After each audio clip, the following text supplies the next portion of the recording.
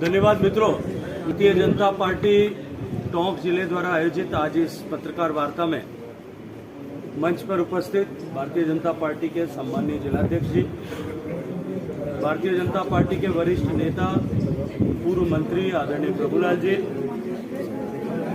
संसद के मेरे साथी ऊर्जावान सांसद आदरणीय जौनपुरिया साहब, विधायक कन्हैयालाल चौधरी जी, पूर्व विधायक आदरणीय अजीत सिंह मेहता जी, आदरणीय शैलेंद्र भार्गव जी, भारतीय जनता पार्टी के सभी वरिष्ठ दायित्ववान कार्यकर्ता बंधु, जनप्रतिनिधि और पत्रकार मित्रों, मैं आपसे अपनी बात कहूं उससे पहले आप सबका हृदयपूर्वक धन्यवाद करना चाहता हूं, अभिनंदन करना चाहता हूं और आप सबसे क्षमा प्रार्थना भी करना चाहता हूं कि जो तय समय किया था उससे पहुंचने में मुझे कुछ विलंब हुआ। लेकिन अभी जो ये कल्याण धनी की पदयात्रा शुरू हुई है, उसके चलते हुए सवाई माधोपुर से टोंक के बीच में अनेक पदयात्री अपनी आस्था को समर्पण करने के लिए, दर्शन करने के लिए यहाँ आ रहे थे। उसके कारण से जो ट्रैफिक स्लो डाउन हुआ, मुझे आने में विलंब हुआ। मैं आपका हृदयपूर्वक धन्यवाद करता हूँ कि आपने न केवल इंतजार किया, अपितु मुझे अपनी बात रखने का सौभाग्यपूर्ण अवसर भी प्रदान किया। मित्रों, राजस्थान में अब से लगभग 5 साल पूरे 2018 में कुछ झूठे वादे, कुछ झूठे आश्वासन देकर के कांग्रेस पार्टी सत्ता में आई। लेकिन सत्ता में आने से पहले ही टोंक और जोधपुर के बीच में जिस तरह का संघर्ष प्रारंभ हुआ और किस्सा कुर्सी का खेल जो सरकार बनने से पहले प्रारंभ हुआ, वो तब से लेकर के 4.5 साल तक निरंतर चलता रहा। और इस 4.5 साल के लंबे कालखंड में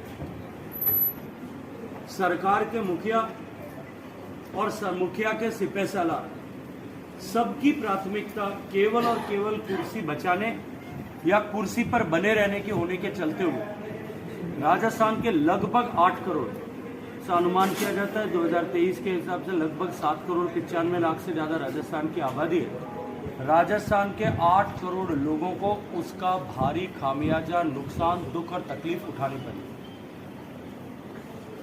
सरकार की प्राथमिकता गुड गवर्नेंस न होने के चलते हुए राजस्थान में जिस तरह के हालात बने, अपनी वादों के साथ विश्वासघात करने के चलते हुए राजस्थान में किसान को जिस तरह से खून के आंसू रोना पड़ा,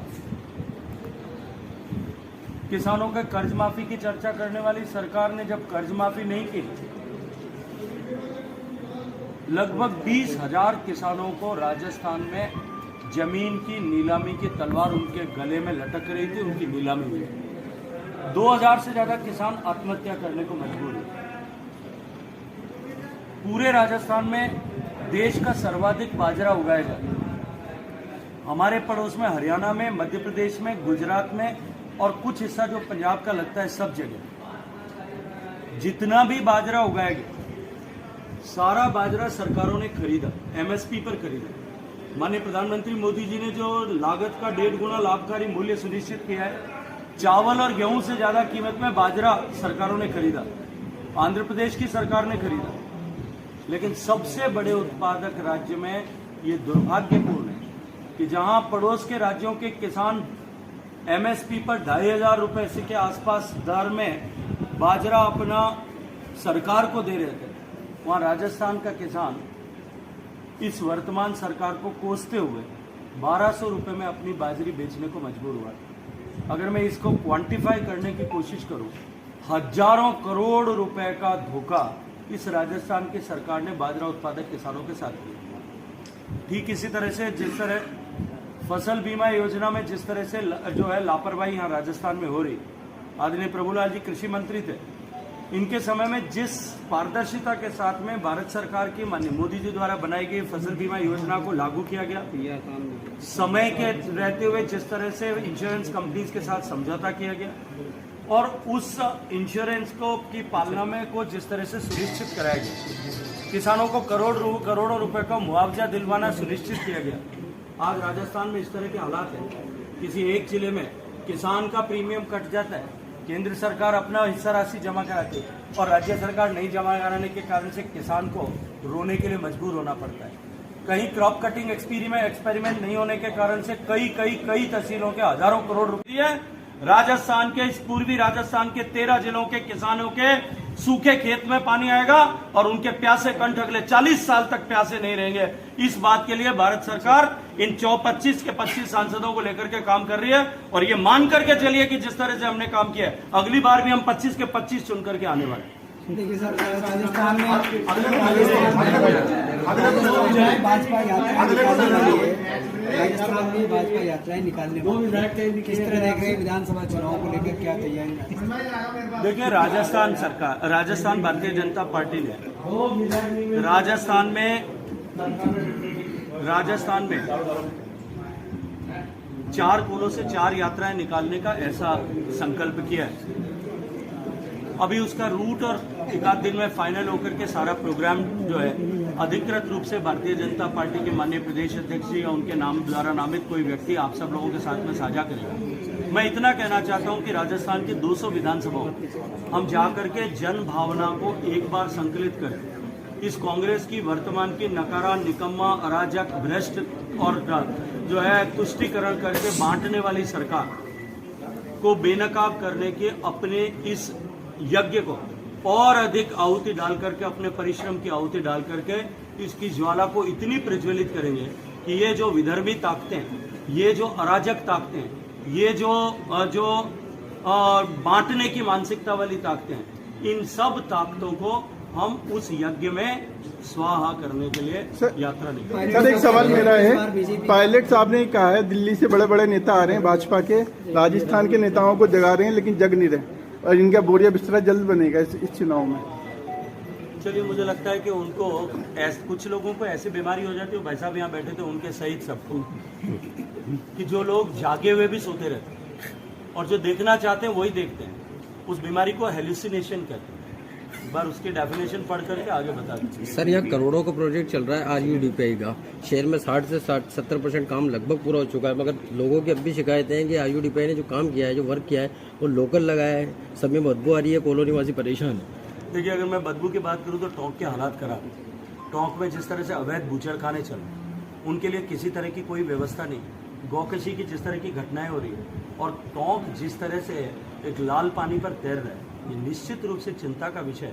और जिन लोगों को इसकी चिंता करनी चाहिए, वो कुर्सी बचाने पाने की होड़ में पता नहीं कहाँ 4.5 साल थे, और अब जब 6 महीने बचे हैं तब अपनी सारे विषय छोड़ करके मैं तो आपसे आपके माध्यम से पूछना चाहता हूँ, जो आपने पदयात्रा की थी अजमेर से जयपुर तक, जिन संकल्पों को लेकर के की थी कि आरपीएससी कंप्लीट जो है उसको ओवरहॉल किया जाए, किसानों के जो है कि कर्ज माफी की दिशा में आगे बढ़ा जाए, युवाओं के पेपर लीक के मामले पर जांच हो, भ्रष्टाचार के सारे कामों पर जांच हो, वो प्रश्न अनुत्तरित छोड़ करके उन्होंने मौन क्यों धारण किया, पहले उसका जवाब देना चाहिए। कल गंगापुर सिटी में जो घटनाक्रम हुआ, जिस तरह का हुआ, वो क्या केवल एक घटना थी? कल गंगापुर सिटी में भी हुआ, कल दौसा में भी हुआ, कल गंगानगर में भी हुआ। आज राजस्थान के व्यापारी व्यवसायी जो डरे हुए हैं, सहमे हुए हैं, नित्य प्रतिदिन हर कमा के खाने वाले आदमी के पास, जिसके पास 2 पैसा है, उसके पास में थ्रेटनिंग कॉल्स आते हैं, न पंजाब से आते हैं, हरियाणा से आते हैं और उसके बाद में कनाडा तक से आते हैं। पुलिस उनको सुरक्षा दे नहीं पाती, सरेआम गोलियां चला करके आतंक फैलाया जाता है, डराया धमकाया जाता है।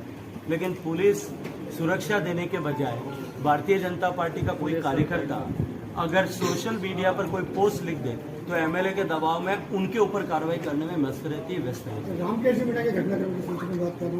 तो ये दुर्भाग्यपूर्ण है, लेकिन मैं जानता हूँ वो भला आदमी है और भोला आदमी है। उसको ये भी पता नहीं है कि ईआरसीपी कहाँ से निकल करके कहाँ जाने वाली है। उनको याद ये भी पता नहीं है कि जो ईआरसीपी के नाम पर धोखा राजस्थान की सरकार कर रही है, उस धोखे में सवाई माधोपुर जिले को, गंगापुर जिले को और उसके अलावा टोंक को पीने का 50 MCM पानी छोड़ करके जयपुर और अजमेर शहर के पीने के पानी के अलावा एक बूंद भी पानी सवाई माधोपुर को नहीं मिलेगा। वो मेरे को काला झंडा दिखाने के लिए आया, उनका स्वागत करता हूँ, लेकिन उनको पूछना चाहता हूँ कि आप जाकर के अधिकारियों से बैठ के नक्शा देखना और अपने मुख्यमंत्री को बाद में काला झंडा दिखा करके पूछना कि टोंक को एक बूंद भी पानी क्यों नहीं मिला। डॉक्टर राज ने कहा कि सवाई माधोपुर को एक बूंद भी पानी क्यों नहीं मिला। डॉक्टर राज ने कहा कि भाजपा जो है वो एकजुट नहीं है, इसलिए 4 दिशाओं में 4 यात्राएं निकल रही हैं। तो मुझे लगता है कि अब बेचारे डोटासरा जी को राजेंद्र गुडा जी ने महिलाओं के सम्मान की बात उठाई, बर्खास्त कर दिए गए। लाल डायरी का एक पन्ना दिखाया, सरकार जो है वो उसकी रूह कांप गई और मौन हो गई थी, 3-4 दिन तक आवाज़ नहीं आई।